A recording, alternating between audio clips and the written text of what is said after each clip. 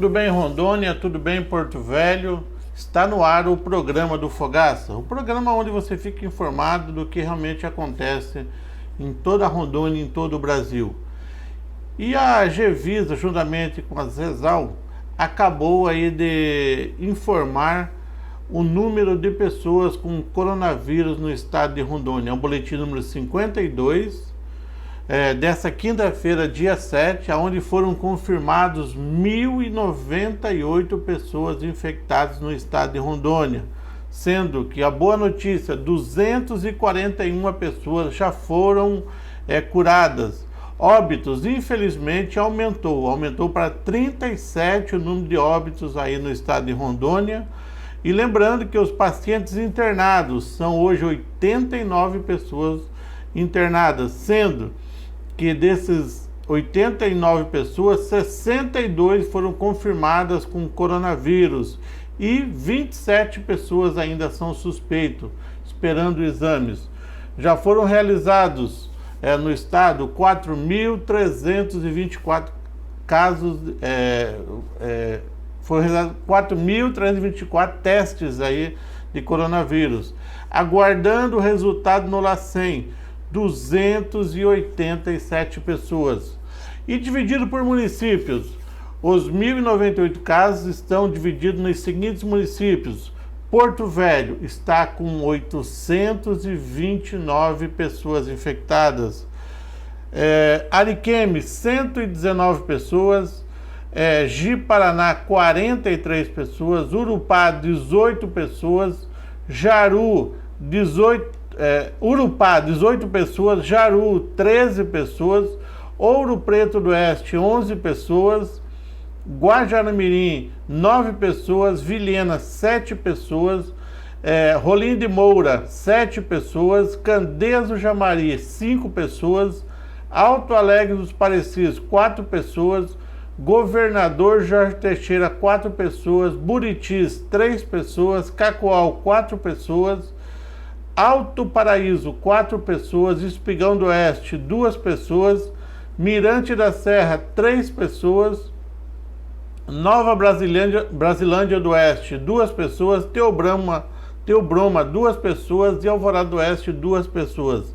Alta Floresta, os municípios que aí tem um caso são Alta Floresta, Campo Novo de Rondônia, Cujubim, Itapuã do Oeste, Novo Horizonte, Pimenta Bueno, Primavera de Rondônia e Vale do Anari. Esses são os municípios que têm apenas um caso.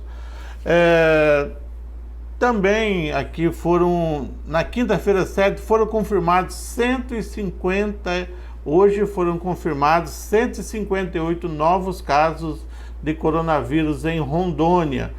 Desses, 119 foram em Porto Velho, 24 em Ariquemes, 4 em Ji-Paraná, 1 em Ouro Preto, 2 em Guajará-Mirim, 1 em Vilhena, 1 em Cacoal, 2 em Alto Paraíso, 1 em Mirante da Serra, 2 em Alvorada do Oeste e 1 em Teobroma.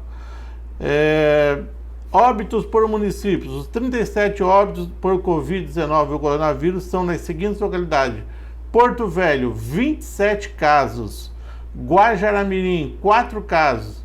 Ji-Paraná, 3 casos. Campo Novo, 1 caso. Cujubim, 1 caso. E Rolim de Moura, 1 caso. Internados por municípios. Dos 62 pacientes internados confirmados, 60 estão internados em Porto Velho, onde estão 20 na AME, Unidade de Assistência Médica Intensiva, 16 no Hospital Santa Marcelina, 16 no Semetron, 8 no Hospital de Base Dr. Ari Pinheiro. Há também 2 pacientes internados no Hospital Regional de Cacoal. Dos 26 pacientes internados com suspeita de coronavírus, são de Porto Velho, sendo 13 no Semetron, 12 no Hospital de Base do Ari Pinheiro e 1 na AME, que fica ali na zona sul de Porto Velho. Há também um paciente internado no Hospital Regional de Cacoal. UTI. Em Rondônia, há 32 pacientes internados em unidade de terapia intensiva, UTI. 5 com suspeita de coronavírus, 27 confirmados. Aí, ó. Em Rondônia, 32 internados na UTI, sendo 5 suspeitos e 27 já confirmados. Esse foi o boletim de hoje aí da Gevisa junto com a CESAL. Fique ligado aí no programa do Fogaça. A gente volta já já. Você está assistindo Programa do Fogaça, no oferecimento de site O Observador e Rádio Rio Madeira. Olá pessoal, vamos andando. Nós estamos aqui no bairro Flamboyant. Isso aqui que vocês estão vendo é o bairro Flamboyant hoje. Daqui 60 dias este bairro vai estar completamente diferente. Nós estamos aqui na rua...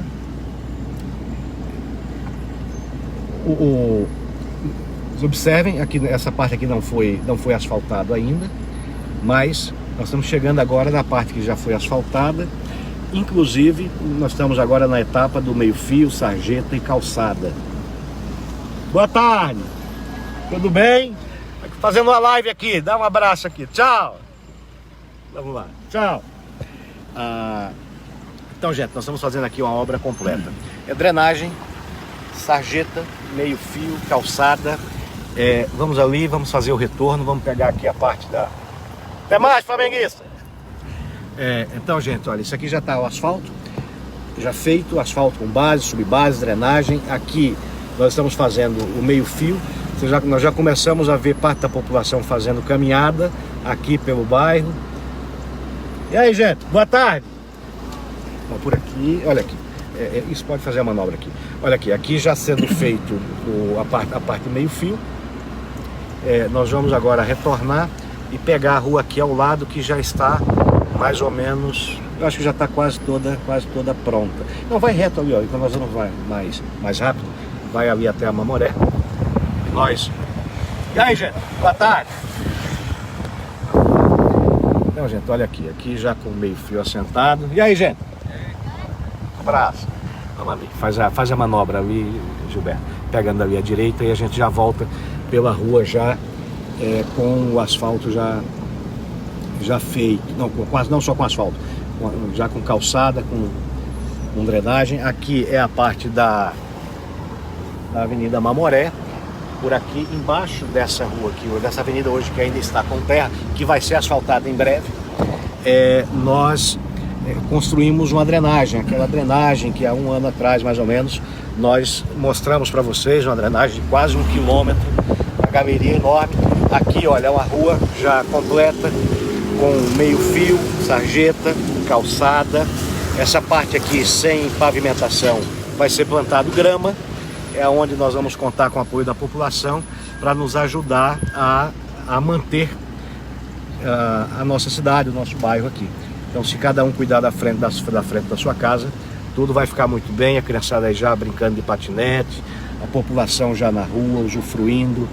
Gente, aqui é mais de 30 anos de espera. A nossa vontade era poder fazer toda a cidade de Porto Velho, mas isso não é possível. Mas a cada rua que nós fazemos, a cada bairro, nós estamos chegando mais próximo do centro. Olha aqui, as crianças brincando na rua, a população passeando. Então, gente, olha, é outra... Boa tarde, gente! Outra vida. Um abraço! Então, gente, é isso aqui. Vamos continuar mostrando a cidade para vocês e sempre nos conectando aqui por este canal. Um grande abraço a todos vocês. Entrando agora na rua Jaqueline, que é uma via importante aqui do bairro. Enfim, acompanhando boa tarde, todo o trabalho. Aí, gente, população na rua, acompanhando os serviços e alguns já se aventurando a passear, a caminhar, ainda não na calçada aqui que não está pronta, mas dentro de poucas semanas tudo isso aqui vai estar pronto. Olha aqui outra rua, pessoal trabalhando. É isso aí, gente. Um abraço. Você está assistindo Programa do Fogaça, no oferecimento de site O Observador e Rádio Rio Madeira. Então, atualizando os dados, nós temos hoje em Rondônia 943 casos confirmados positivos de coronavírus. Temos ainda, graças a Deus, 241 pacientes curados. Alguns pacientes que tiveram alta por curados, a gente fica muito feliz de noticiar. Pacientes que estiveram graves, pacientes idosos, pacientes com comorbidades importantes, cirurgias, até cirurgias cardíacas, pacientes indo de alta. Isso nos deixa muito felizes. Essas curas, claro, cada cura é uma cura, mas quando o paciente fica muito grave e é curado, para a gente é uma vitória maior. A toda a equipe da Secretaria de Estado da Saúde, os servidores de cada setor, de cada hospital, de cada unidade hospitalar, quando tem um paciente desse grave que vai de alta, a gente fica muito feliz e graças a Deus hoje já são 241 curados. Temos 94 pacientes internados nesse momento, dos quais 36 estão em UTI e 58 pacientes estão internados em leitos de enfermaria. Infelizmente temos 36 óbitos. Se fosse um óbito seria infelizmente, estaríamos muito tristes. Pior ainda, são 36. É um fato lastimável. Dos 94 pacientes internados, 58 são confirmados e 36 são suspeitos de coronavírus. Lembrando que os casos suspeitos, eu sempre gosto de reprisar, são os pacientes suspeitos, eles acabam ocupando um espaço maior no hospital, porque um paciente suspeito tem que ficar numa enfermaria isolada, ele não pode ficar na enfermaria com outro paciente. Nossas enfermarias, a maioria tem 4 leitos, então um paciente suspeito acaba ocupando 4 leitos. Dos nossos pacientes confirmados, dos 58 confirmados, 26 estão na UTI e 32 estão em leitos clínicos. São 7 internados na UTI do Semetron, 1 no Regional de Cacoal, 1 no Hospital de Base e 17 internados em UTI na AMA. Esses são os dados gerais de pacientes com coronavírus e suspeitos no nosso estado. Nós temos ainda profissionais de saúde nesse momento.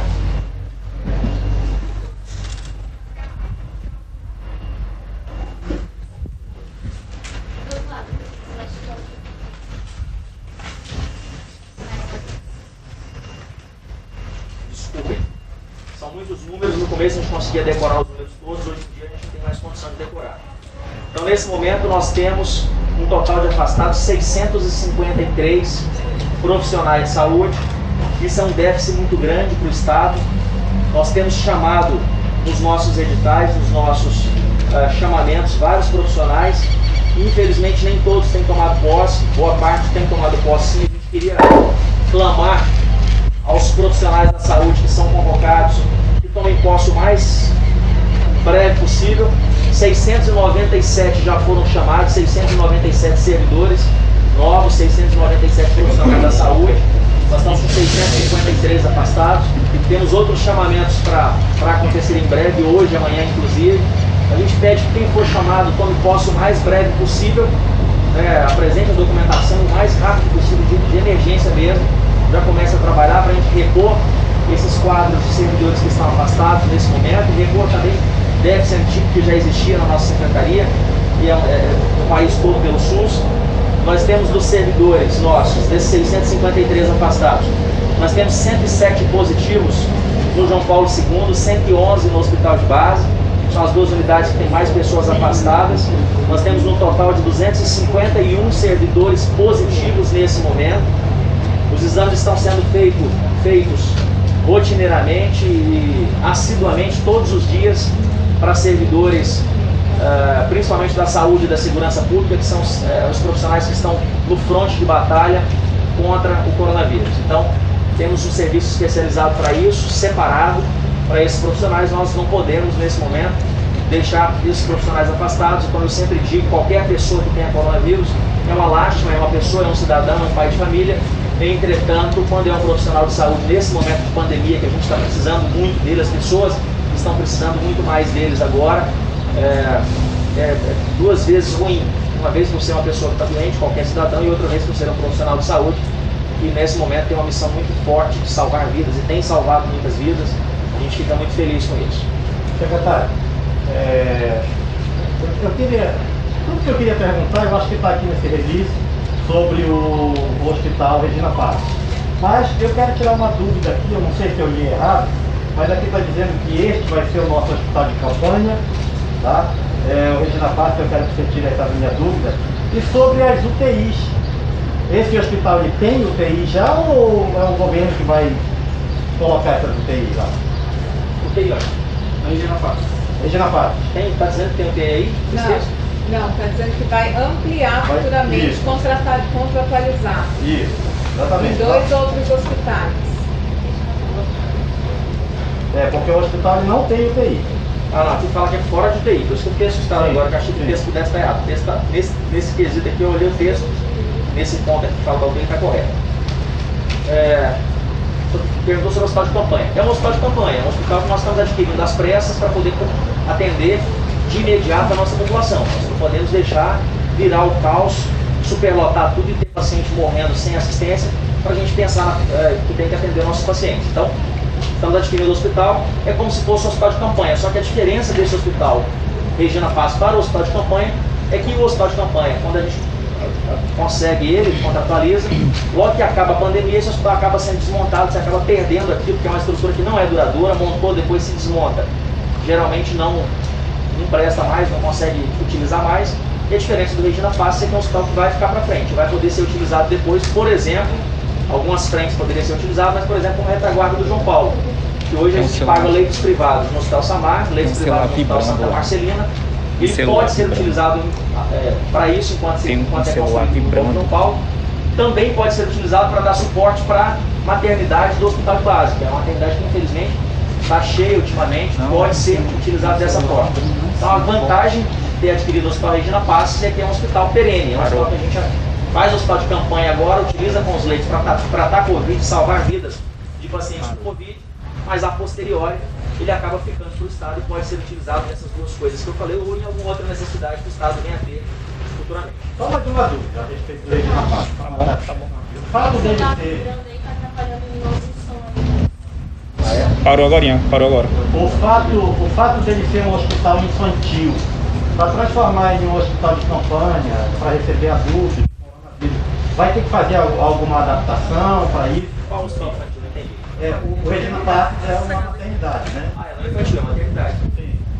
Vai ter que fazer alguma adaptação? O hospital está em reforma, essa reforma está contemplada, inclusive para que ele receba as parcelas. O pagamento não foi à vista, como algumas pessoas comentaram, o pagamento é parcelado. Para ele receber algumas parcelas, tem condicionado no contrato a conclusão de parte das obras. O hospital está em reforma, ele tem hoje 32 leitos, e ele vai chegar nos próximos 15 dias a 80 leitos. Esses leitos serão oficiais e depois nós poderemos subir até 140 leitos improvisados.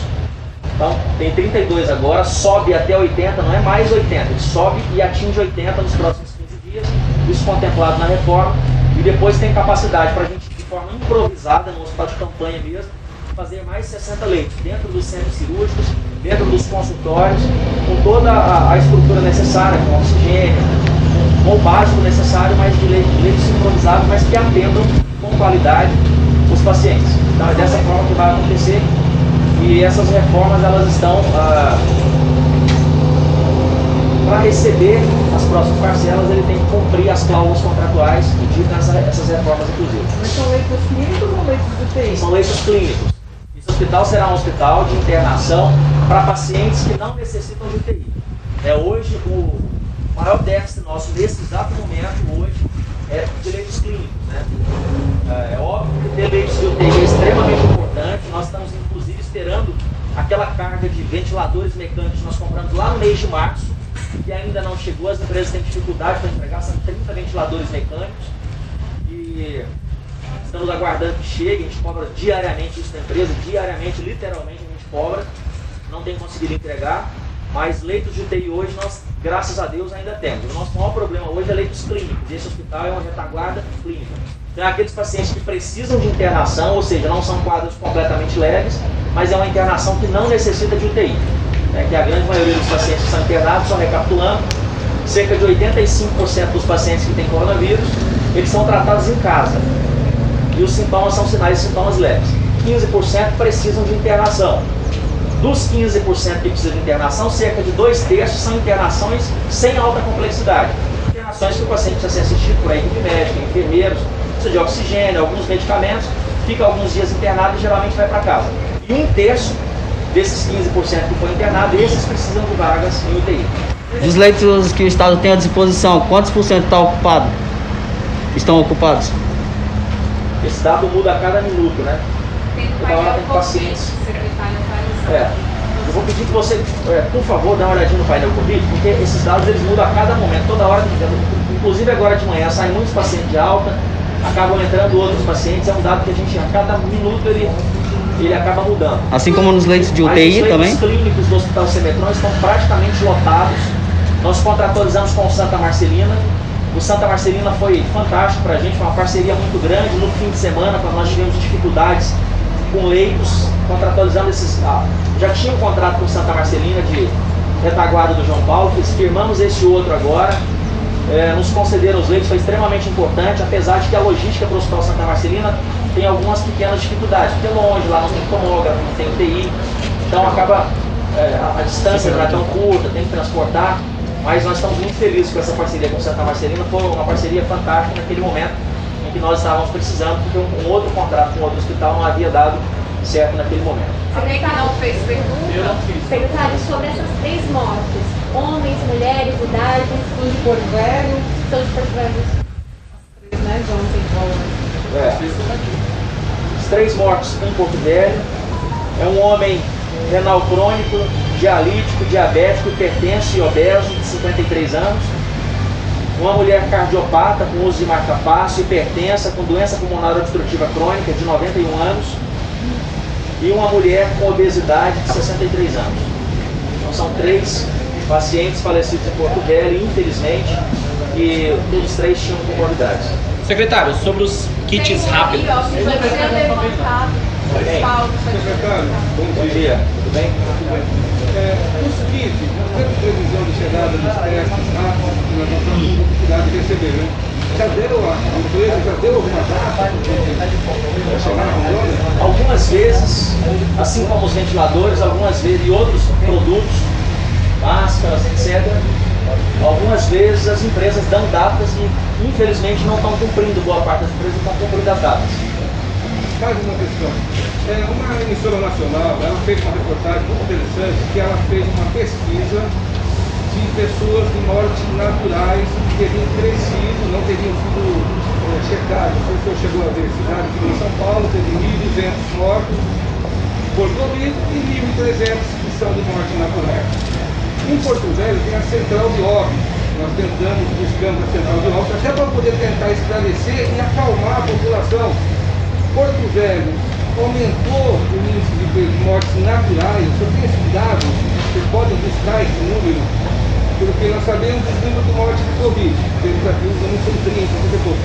E de morte natural aumentou? Vocês podem levantar? Porque eu não consegui, porque a central de óbito 2 vezes, não consegui essa informação.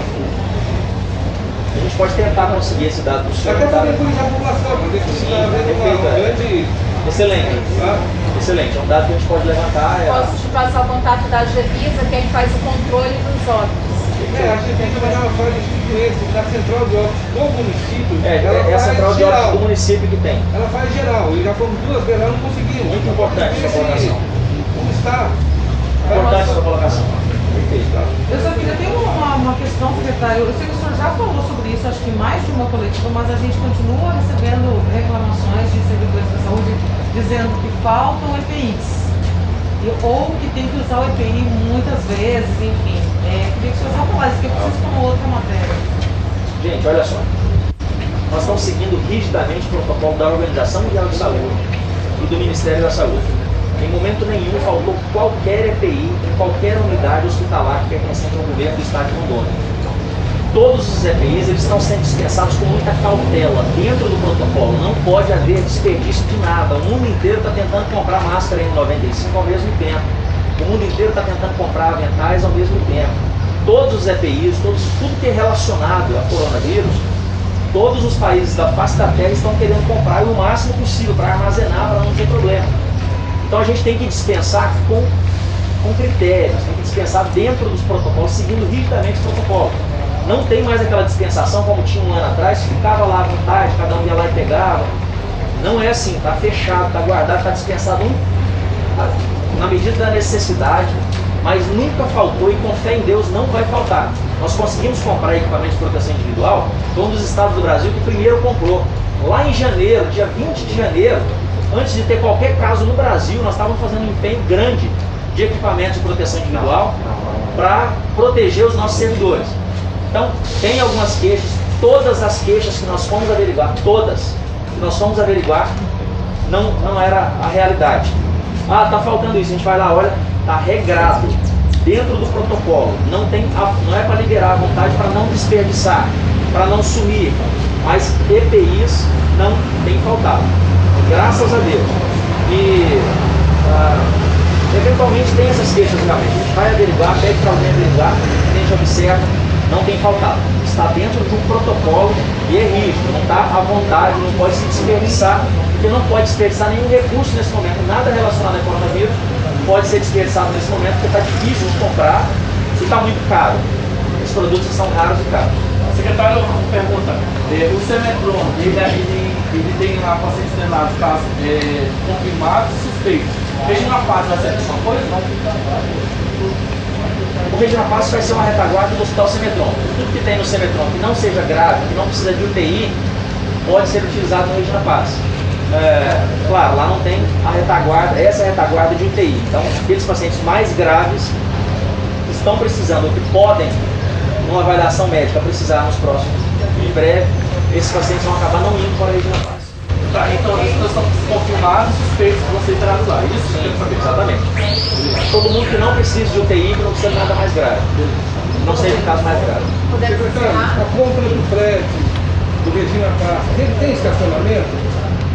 Tem. O Regina Paz tem um estacionamento. É um estacionamento que hoje em dia é um dos problemas do Brasil e do mundo. É estacionamento, não tem talvez um número ideal, mas nós estamos no meio de uma pandemia, nós estamos tentando salvar vidas. A compra do Regina Paz é para salvar vidas, tem que ser rápido, tem que ser urgente. Nós estamos observando estados que demoraram um pouco mais para tomar as providências e depois o custo disso foi muito alto, são muitas vidas ceifadas. Nós temos andado à frente, temos tentado trabalhar realmente pensando à frente, e a compra do Regina Paz foi esse objetivo, salvar vidas. E é extremamente importante a gente falar que as coisas estão piorando, isso tem que ficar bem enfatizado. As coisas estão piorando, o número de casos está aumentando muito, o número de óbitos está aumentando, o número de internações está aumentando. A gente agradece muito, boa parte da população, a grande maioria, que tem se cuidado, a grande maioria que tem seguido as recomendações da Organização Mundial de Saúde, do Ministério da Saúde, as nossas recomendações, mas infelizmente tem uma parte da população que não segue as recomendações. A gente observa isso no dia a dia, observa nas ruas. Tivemos mais um velório e infelizmente vai sair ali pelo menos uma centena de pessoas contaminadas. Já tivemos outros no passado, tivemos festas no passado, festas recentes. Velório é muito ruim as pessoas irem para velório, ficarem ali muito tempo, porque se confraternizam, se abraçam, cumprimentam. Isso transmite muito. Então, infelizmente, tem muita gente que não está seguindo. Não é só em velório, é na rua, é com festas, em outras situações. E o Estado pode necessitar de medidas mais rígidas de contenção, porque os casos estão aumentando. Nós estamos próximos de 1000 casos no estado de Rondônia, a grande maioria em Porto Velho. Então pode ser que nós precisemos tomar medidas mais rígidas e vamos tomar na medida da necessidade, porque nós não queremos nossa população adoecendo, nós não queremos muitos casos mais graves, nós não queremos óbitos e infelizmente, como muita gente não tem consciência, não tem responsabilidade social com a sua vida, com a vida dos seus familiares e com a vida do próximo, possivelmente nós vamos ter que enrijecer, endurecer regras para poder evitar mortes, para evitar casos graves no nosso estado. Secretário, a gente poderia estender esse pedido do senhor para militantes partidários que marcam carreata, passeatas durante finais de semana, no espaço alternativo, eles estão se movimentando, pedindo abertura de comércio. Poderia ser para eles também essa recomendação? A recomendação é para todo e qualquer cidadão rondoniense. Todos nós, eu como cidadão, você que está aí nos assistindo como cidadão, tem que ter responsabilidade social, tem que pensar na sua vida, tem que pensar na vida do próximo. Não deve se aglomerar, não deve cumprimentar ninguém com beijos, com abraços, com aperto de mão, não deve ir para festas, deve suspender batizado, casamento, festa de aniversário, formatura, qualquer coisa que aglomere pessoas. Repito, o Estado vai ter que enrijecer, porque infelizmente uma parcela pequena da população não tem respeito ao próximo, não tem seguido as regras, e isso pode levar a muitas mortes no nosso Estado. Ok, podemos encerrar? Senhores, muito obrigada. Bom Deus, muito obrigado. Você está assistindo Programa do Fogaça, no oferecimento de site O Observador e Rádio Rio Madeira. A economia não pode parar, porque a economia também é vida. Recebi mais uma vez um grupo de empresários aqui na Presidência da República. Esse grupo é responsável por 45% do PIB nacional e responsável por 30 milhões de empregos. A indústria, a atividade comercial está na UTI. Não há mais espaço para postergar. O sentimento deles, ou melhor, o posicionamento deles é que a abertura gradual e responsável tem que começar o mais rápido possível. Caso contrário, podemos atingir situação de países que nós já conhecemos, que fica impossível a gente voltar a ser o que nós éramos em janeiro do corrente ano. Então, com esse objetivo, apelando à sensibilidade de todos, que a responsabilidade é de todos, é do Executivo, Legislativo, Judiciário, governadores, prefeitos, empresários, e buscar a solução para isso. Então eles vieram aqui mostrar ao senhor presidente Dias Toffoli, presente aqui nesse evento, o que realmente está passando a atividade econômica do Brasil. Aquela história, então, de que a economia deixa para lá, primeiro vida, não é verdade. Sempre disse que as duas atividades tinham que ser tratadas com responsabilidade. Então ninguém melhor do que o senhor Marcos Polo, aqui no momento, representando esses empresários, que fale um pouco com vocês, e depois o Paulo Guedes, para que todo o povo brasileiro entenda, né? Se bem que grande parte já está entendendo, o que está acontecendo e para onde nós não queremos ir. O veto, presidente, por favor, vai vetar o reajuste do funcionalismo? Marcos Polo aqui, Marcos Polo com a palavra aqui. Bom, o que nós viemos trazer ao presidente Bolsonaro e depois aqui ao presidente Toffoli é o fato de que nós, da indústria, além do enfrentamento da Covid-19, nós estamos enfrentando uma severa, profunda crise de demanda ocasionada pelas decisões que foram tomadas, necessárias, num primeiro momento, importante, de fechamento da ponta, vamos dizer assim, do comércio, enfim, das atividades. Trouxemos uma fotografia que mostra que no mês de abril nós tivemos uma queda de vendas de 50% em relação ao mês de março e a indústria, de uma maneira geral, está operando com 60% de ociosidade. Para não me alongar demais, apenas 3 setores aqui: automotivo, com 26 fábricas paradas, são 65 plantas paradas, 5.200 concessionários distribuídos ao longo do país fechados, setor de máquinas e equipamentos com 47 empresas fechadas, cimento com 22 fábricas, o meu setor especificamente siderurgia, com 12 altos fornos paralisados, aciarias, laminação, e tendo no mês de abril o pior mês de venda desde 1995. Então, se eu pudesse resumir e fazer uma caracterização, a indústria está na UTI. Né? Na UTI precisa sair, e para sair precisa que ocorram as flexibilizações de maneira que a roda volte a rodar. Toda vez que individualmente eu sou perguntado, bom, mas a siderurgia, a indústria não poderia esperar mais 15 dias para atender o que seria o regramento da Organização Mundial da Saúde, eu informo que a siderurgia não parou, como várias outras atividades não pararam no país, atividades prioritárias, essenciais, e não pararam com total segurança dos colaboradores, através de protocolos rígidos de segurança e de saúde. Então, a nossa percepção é que esses protocolos que o Ministério da Economia já tem pronto, porque compilou, consultou todos os segmentos, esses protocolos podem ser utilizados em outras atividades, de maneira que a gente consiga o quanto antes a flexibilização. Eu acho que era isso. Obrigado. Desde o início da crise, o presidente nos alertou para salvar vidas e proteger os empregos, preservar os empregos.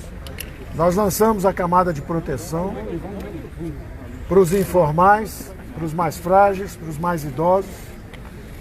E essa camada de proteção, temos aí 3, 4 meses que a população brasileira tem meios de subsistência.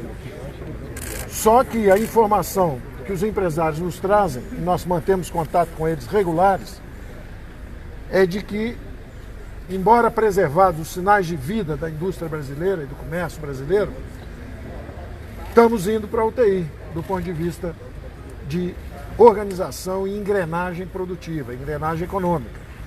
Então, na hora que eles nos comunicaram isso, o presidente imediatamente disse, olha, esse é um trabalho que nós temos que fazer juntos, vamos compartilhar essa informação com o Supremo, para que todos vejam que, embora nós tenhamos preservado os mais frágeis e os sinais de vida, de funcionamento da economia brasileira, como disse o Marco Polo, as acearias ainda estão funcionando, está tudo funcionando, a 40% de capacidade. Não faltou comida para os brasileiros, não faltaram os recursos de apoio dos programas que nós lançamos, está tudo ainda organizado. Só que eles estão dizendo o seguinte, há perigo de começar a desorganização. Então, embora nós estejamos protegidos, a população e todos tenham os recursos, o que adianta se daqui a 30 dias apaga a luz, desliga a comida para a produção nacional? Então, o alerta que eles deram é muito importante, que é o seguinte, olha, embora haja proteção, o povo ainda tenha o dinheiro na mão, daqui a 30 dias pode ser que comecem a faltar nas prateleiras, pode começar a faltar e desorganizar a produção brasileira. E aí você entrar em um sistema de não só de colapso econômico, mas de desorganização social. Então o alerta é muito importante e eu aproveitei justamente para renovar que num momento como esse, em que a população brasileira está correndo risco, perde emprego, alguns inclusive perdendo a vida, eu renovo o meu pedido de contribuição no funcionalismo público. São 2 anos sem aumento, só isso que nós pedimos. Eles têm estabilidade de emprego, eles têm salários acima da iniciativa privada e com 2 anos sem aumento, estamos falando de 130 bilhões de reais que poderiam ser usados justamente em outras atividades. Poderiam ser usados para preservar vidas, poderiam ser usados às vezes para estender um programa social qualquer, e não é justo que num momento como isso, como esse, dramático da população brasileira, e a opinião pública pede isso, quer isso, eu acho que é uma oportunidade que o Congresso teve, e como o Congresso aprovou algumas coisas que são muito importantes, como a descentralização dos recursos para estados e municípios, mas não fechou essa porta para esses aumentos, eu estou sugerindo ao presidente da República que vete, que permita que essa contribuição do funcionalismo público seja dada para o bem de todos nós e para o bem deles, perante também a opinião pública brasileira. Obrigado. Vai vetar, presidente? Vai vetar, presidente? Vou responder uma pergunta de vocês aqui. Aproximadamente 10 milhões de empregos formais deixaram de existir. Entre os 38 milhões de informais e autônomos, segundo a OIT, esse pessoal perdeu 80% do seu poder aquisitivo. Alguns perderam 50%, obviamente, outros zeraram. E estão sobrevivendo basicamente em cima do auxílio emergencial que acaba daqui a 2 meses. Aí volta para o servidor público, que tem estabilidade e tem um salário. Há pouco, uma proposta do presidente da Câmara era de cortar 25% para todo mundo. Paulo Guedes decidiu que poderia ser menos drástico, apenas fazer que até dezembro do ano que vem não tivesse no reajuste. E assim foi combinado, assim foi acertado. O parlamento entendeu que certas categorias poderiam ter reajuste. O que nós decidimos? Eu sigo a cartilha de Paulo Guedes na economia. E não é de maneira cega, não, é de maneira consciente e com razão. E se ele acha que deve ser vetado esse dispositivo, assim será feito. Nós devemos salvar a economia, porque a economia é vida. Certas medidas minhas, obviamente, não agradam o setor de sociedade, mas eu sou chefe do executivo para tomar decisões. E as decisões eu tomo juntamente ouvindo os meus ministros. E nessa área, o Paulo Guedes é o senhor da razão. Nós, se essa for a orientação dele, vetaremos esse dispositivo.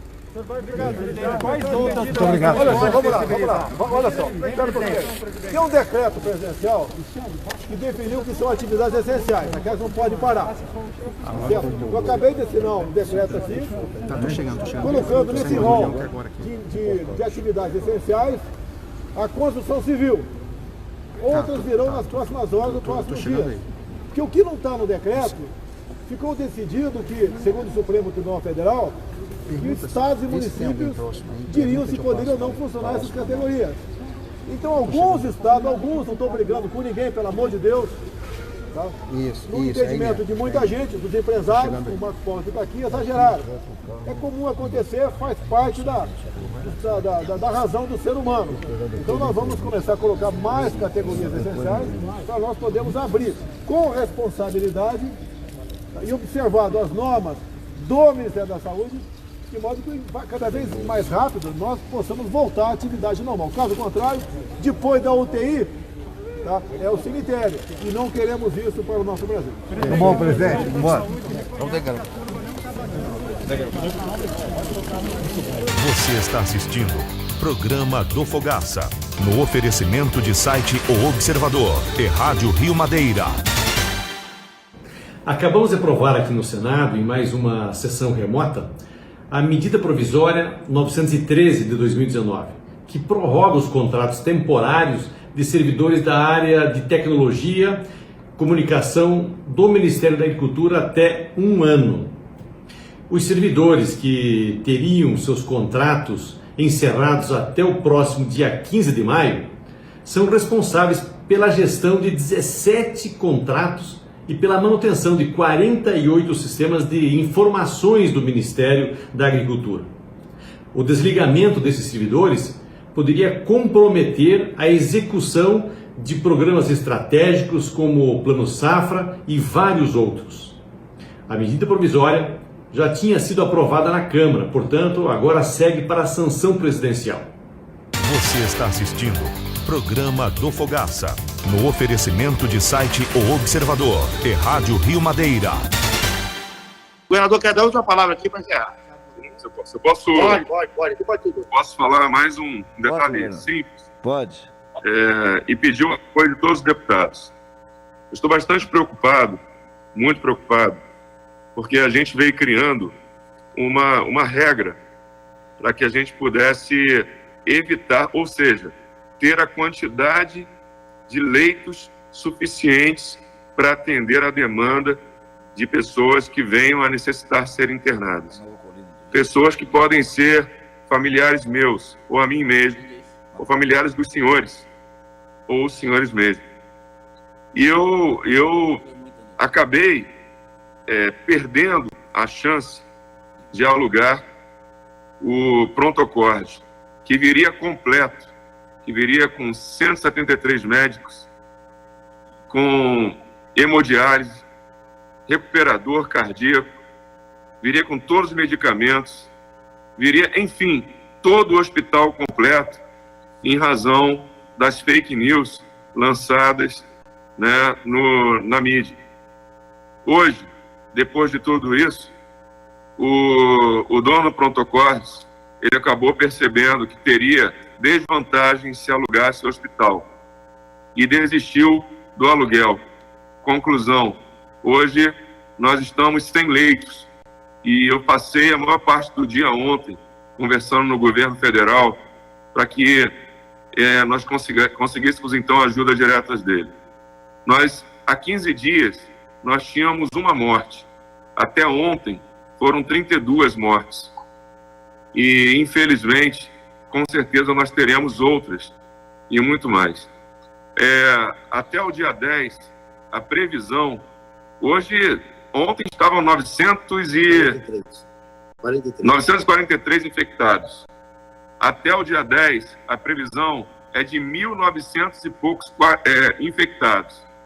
E o estudo agora que foi feito, está sendo acompanhado por nossa equipe da UNIR, está batendo. Então, eu preciso da ajuda de todos os senhores, porque hoje, pela primeira vez, nós estamos, de verdade, praticamente sem leitos de UTI, sem respiradores. E nós poderíamos ter tido isso daí, né? Então, eu estou bastante preocupado e isso pode arrasar o nosso Estado. Arrasar mesmo o nosso Estado. Eu sei que uns têm ideia de bloquear tudo, outros têm ideia de liberar tudo.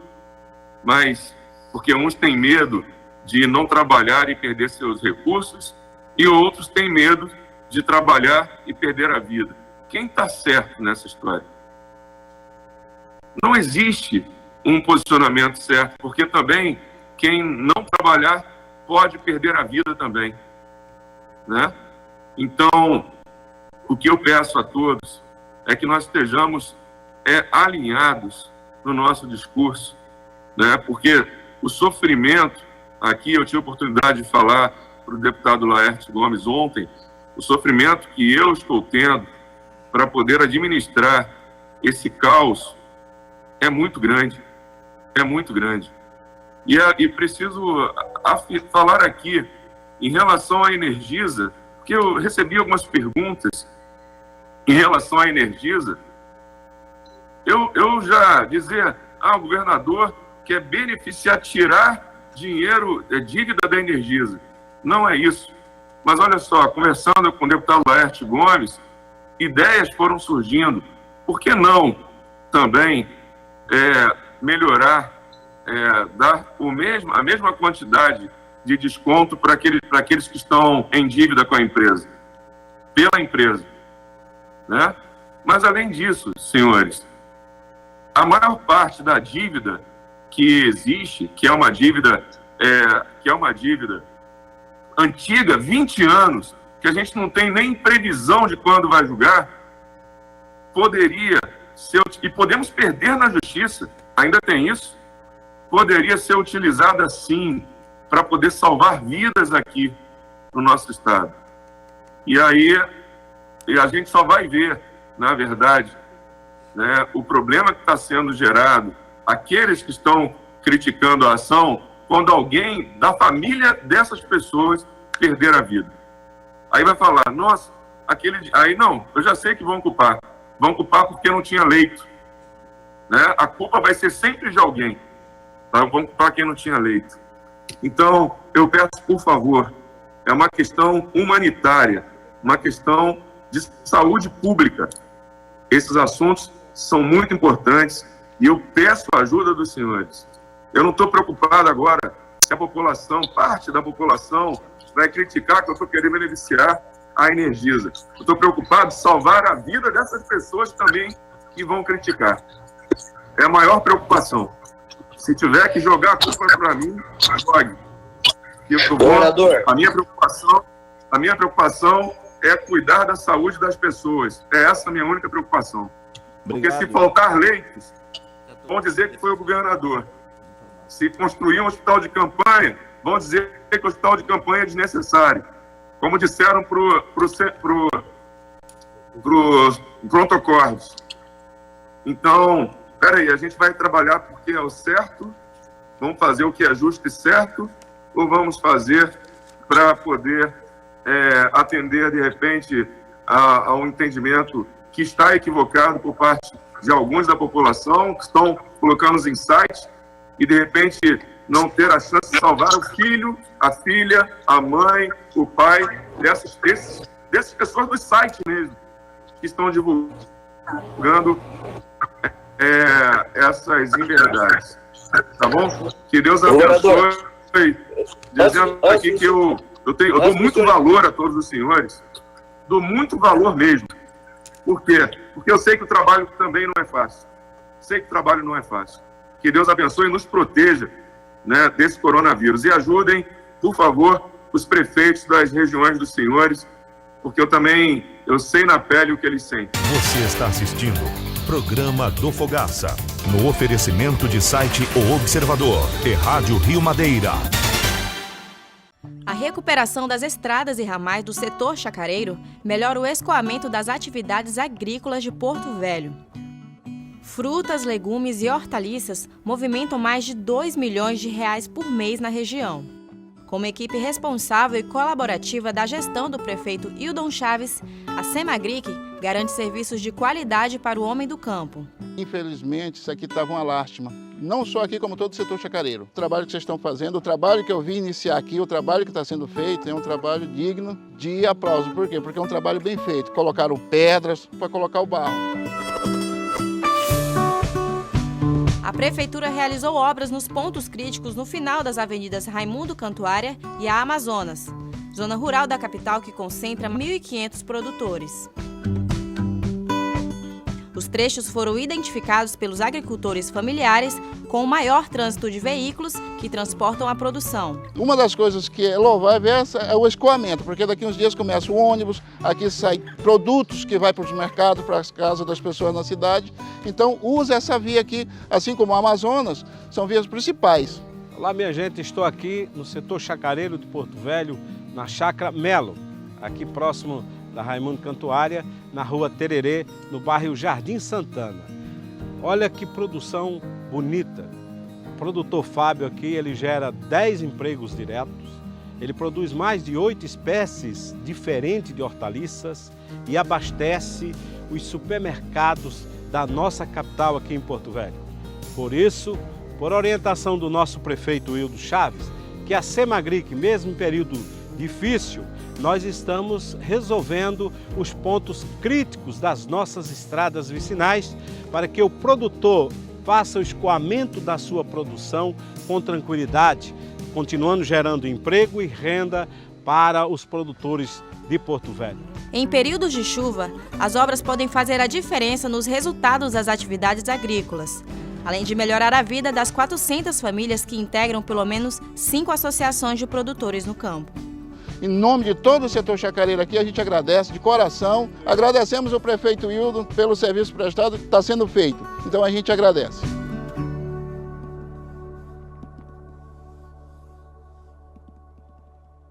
Você está assistindo Programa do Fogaça, no oferecimento de site O Observador e Rádio Rio Madeira.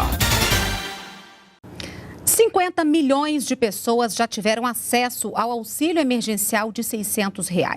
E para diminuir as filas das agências, a Caixa tomou iniciativas junto às prefeituras do país. Segundo o banco, não há necessidade de chegar de madrugada para ser atendido. De acordo com o presidente do banco, foram firmadas parcerias com prefeituras, solucionada a parte tecnológica e reforçado o atendimento das agências. Normalizamos, dentro do universo da Caixa Econômica Federal, o auxílio emergencial.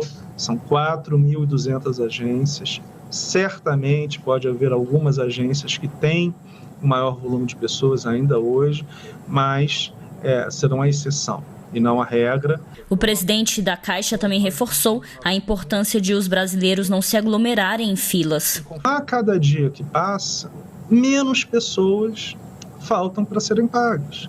Serão menos ainda na quinta-feira e menos ainda na sexta.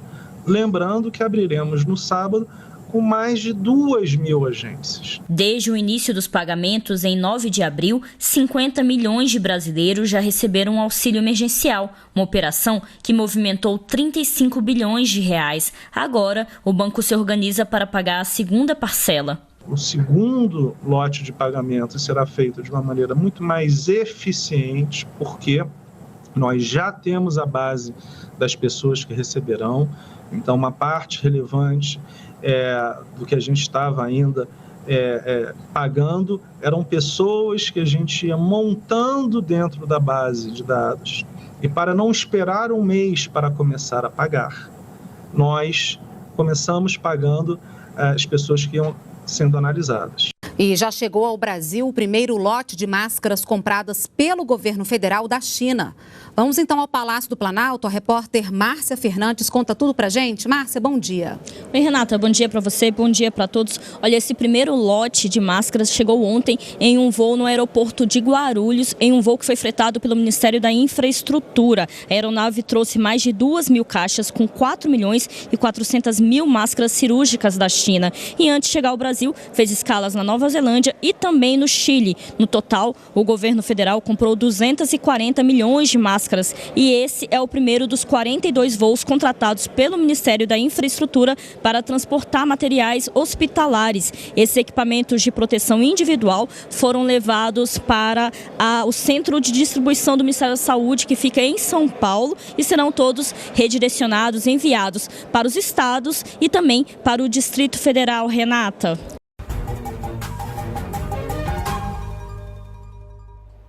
A população beneficiada pelo auxílio emergencial de R$ 600 encontrou filas menores nas agências da Caixa Econômica nesta quarta-feira. Durante uma live agora há pouco pela internet, o presidente da Caixa, Pedro Guimarães, mostrou fotos de agências em várias cidades do país na manhã de hoje. Segundo ele, as filas foram reduzidas em relação aos últimos dias. Segundo Pedro Guimarães, isso ocorre porque os pagamentos estão mais céleres e a parte tecnológica estabilizada. Até agora, mais de 50 milhões de brasileiros já receberam o crédito do benefício. Ao todo, mais de 35 bilhões e meio de reais foram creditados. O Ministério da Saúde habilitou mais 632 novos leitos de UTI para serem utilizados no tratamento de pacientes com o novo coronavírus. São 599 leitos para adultos e 33 para crianças em 4 estados. Em todo o país, já são 2.644 leitos de UTI habilitados em 22 estados e aqui no Distrito Federal. Segundo o Ministério da Saúde, o valor investido ultrapassa 382 milhões de reais.